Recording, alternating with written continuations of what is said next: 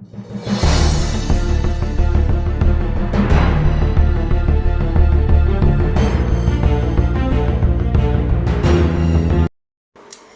afternoon, happy Saturday, keepers of the cash. Gary B, the casual comic guy here with another Savage Saturday comic review, this time 54.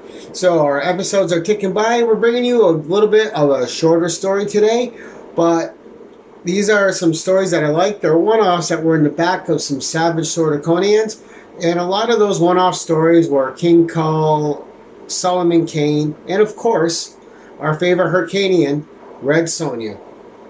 She appeared in 32 issues of Savage Sword of Conan, mostly as a backup solo story, and some stories that have been lost. When people are collecting these and they're trying to read them, they don't know that these exist. So these are stories that they miss out on.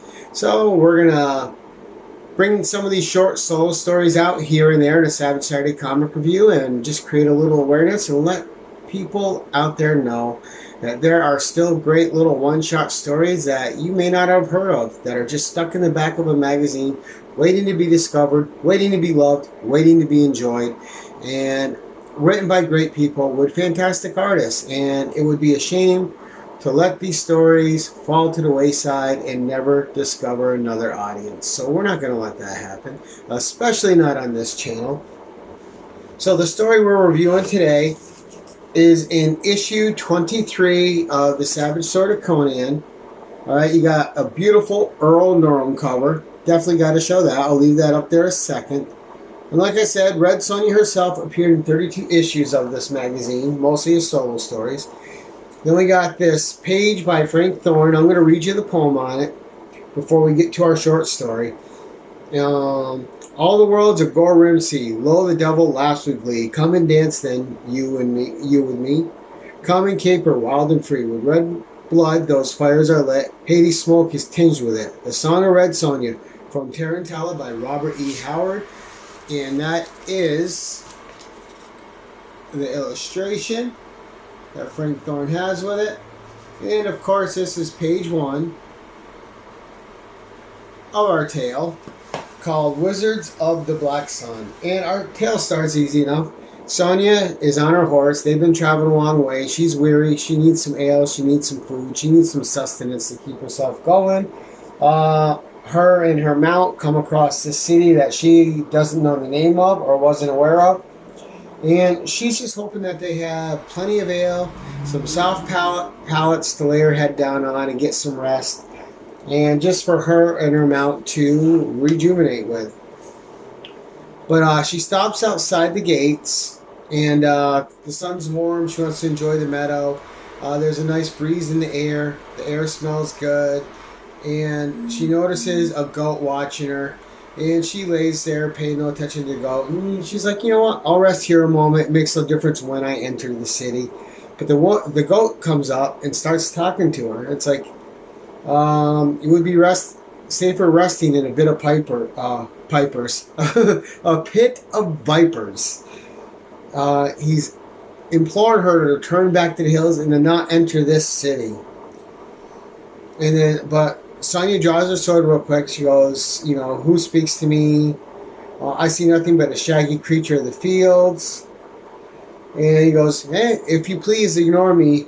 But I'm telling you, heed my advice, don't enter this city. And she goes, well, if a goat has learned the art to speak, perhaps I should listen. The goat introduces himself as the Djali, and he said another person had disappeared there some time ago and never came back out. He said there's evil in the walls, and he gives her a few hints if she must go in to look out for. You know, there's evil everywhere. If you pass within those walls, avoid the door with the black sun, and avoid some priests, and just be generally careful. So she heeds the advice, but as he's walking away, she notices he only has 3 legs. And so this snow white goat with 3 legs has said his piece, and off he goes. Sonja enters the city. And it is just a super busy market square. Tons of stuff going on, but she can hear the screech and the cry of someone that is in distress. And Sonny goes there, always drawn to trouble. She was just going to get herself some ale, some sausages, and relax. And of course, she's denied that because the call to action cannot be ignored by her. And she sees a bunch of hooded acolytes, and they are just beating this little young kid. And she assumes the kid's a thief, but he's definitely starving. And she takes it upon her to save him. So, you know, in Mitra's name, these skulking dogs have you no better way to spend a sunny afternoon, and Sonny is off and in battle. So she makes pretty short work of the priest, and the youth runs off because that's the thing she gets. He tells her that they followed him for no reason, or beating him for no reason. And she tells him to flee, and he takes off. And then there's like this little seer that starts to talk to her named Sachet, that wants to read her future. And Sonia says, I have no dreams, only the hunger in my belly and the dust of the hills in my throat. She just wants food, she just wants drink, she just wants a bit of rest. And this sorcerer tells her, well, I'll take you to a tavern where all your wants will be satisfied at once.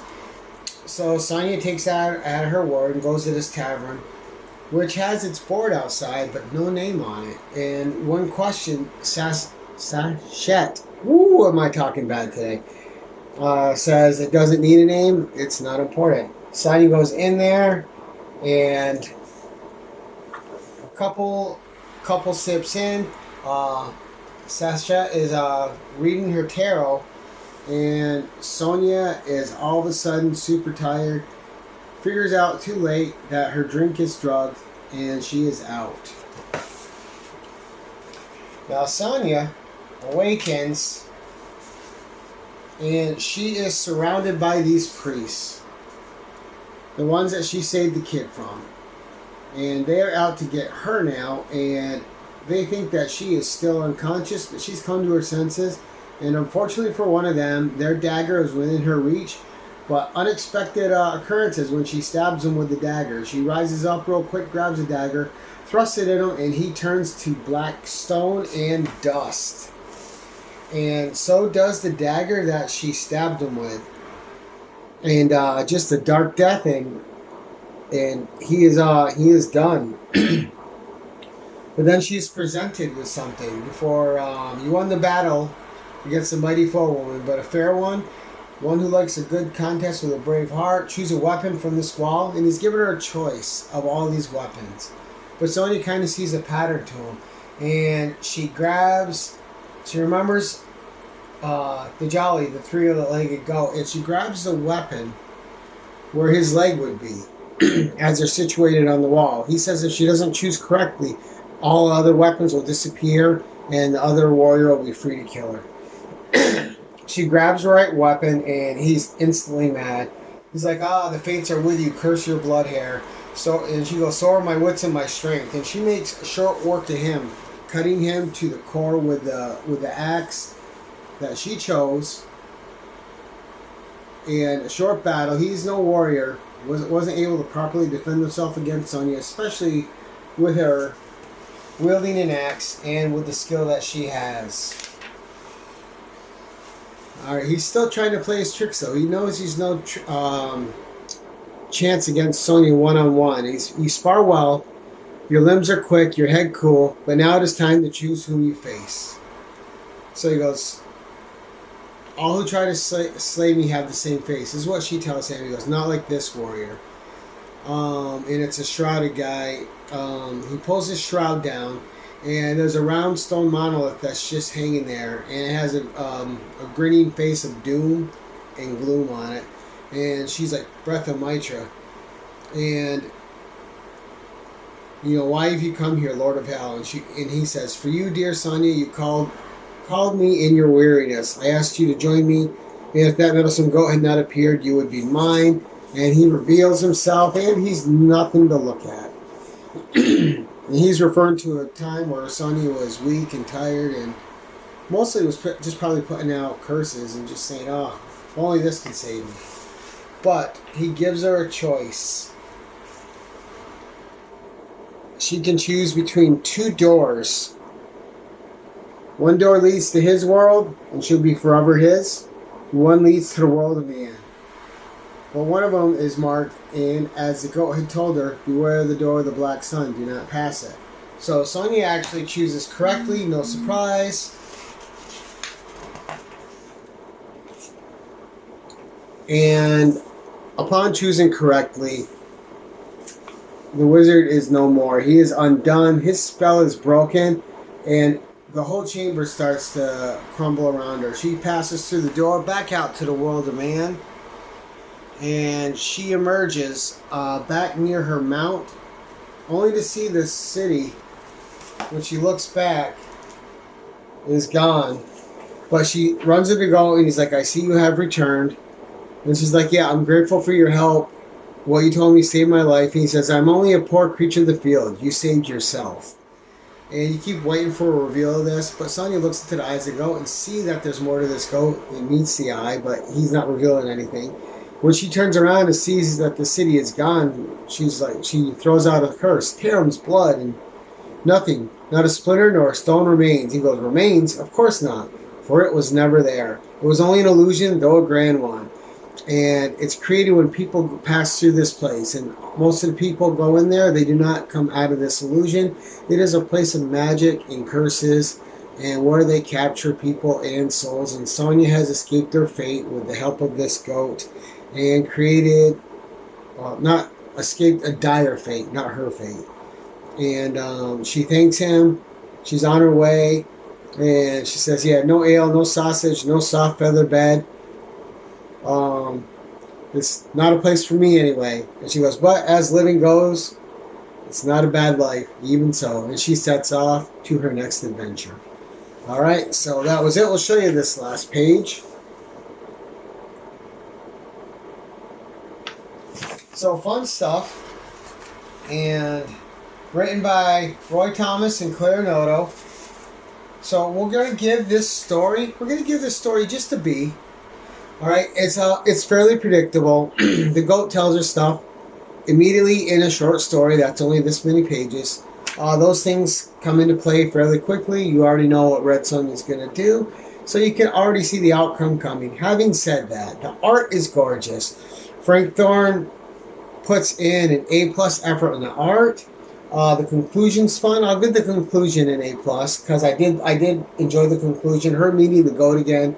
The city actually disappearing and being an illusion, although that's not a new trope in fantasy and science fiction stories and high fantasy stories or sword and sorcery stories, whatever way you want to word it. But really fun. And real quick, as we wind this down, we're going to show you a little something extra they had in here. Another little Red Sonja section they had. So here was a piece of art by Wendy Pini, who actually cosplayed as Red Sonja at the first SonjaCon too, and won. Alright, that was her art, really nice. And she had wrote a little poem, which goes, I was born in Hyrcania, cut my teeth on Rostio, my family died bloody neath a murderer's heel. What the dog stole from me can never be regained, but not from my red locks alone am I named. Blood is red.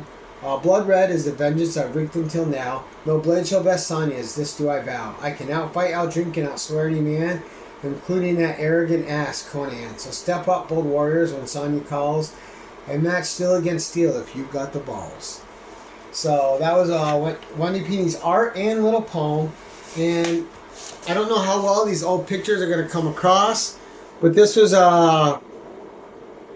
Frank Thorne. And he had Wendy Pini on his right side and Linda Burley on his left, both cosplaying as Red Sonja back in the day in the 70s. And Frank Thorne was always dressed as this magician and just turning up everywhere. He had a play. It was one of his things. He just loved it. Frank Thorne loved being surrounded by the ladies. Another cool little sketch here. Some more pictures of some old 1970s Red Sonja cosplay. And just cool, fun, nostalgic stuff. Cool little articles. And the last page, just some creators. And it's going to be really hard to make out them because the photo quality of these creators back then wasn't great. But I'll leave it up there a second so you can read the captions and know who they are. You can, of course, see Pablo Marcos up there. You could see Ernie Chan. You got Wendy Pini, Linda Burley.